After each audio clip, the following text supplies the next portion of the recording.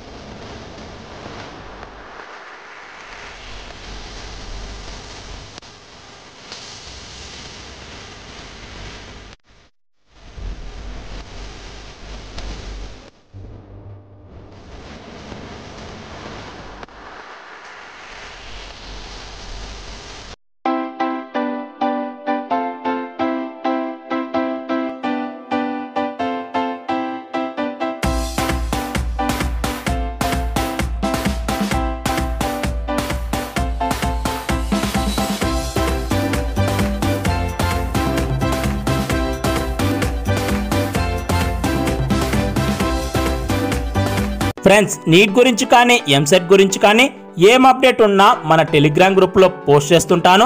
మీరు ఆ టెలిగ్రామ్ గ్రూప్లో జాయిన్ అవ్వాలంటే కింద డిస్క్రిప్షన్లో లింక్ ఇచ్చాను, అక్కడి నుండి జాయిన్ అయిపోవచ్చు. ఫ్రెండ్స్, ఈ వీడియో అందరికీ నచ్చింది అనుకుంటున్నాను. ఈ వీడియో మీకు నచ్చితే లైక్ చేసి ఇలాంటి మరెన్నో వీడియోస్ మీరు మిస్ అవ్వకూడదు అనుకుంటే మన ఛానల్ని సబ్స్క్రైబ్ చేసుకోండి. అలాగే పక్కనే ఉన్న బెల్ ఐకాన్ మీద క్లిక్ చేయడం ద్వారా నేను ఏ వీడియోస్ అప్లోడ్ చేసినా మీకు నోటిఫికేషన్ వస్తుంది. Thanks for watching. Have a nice day.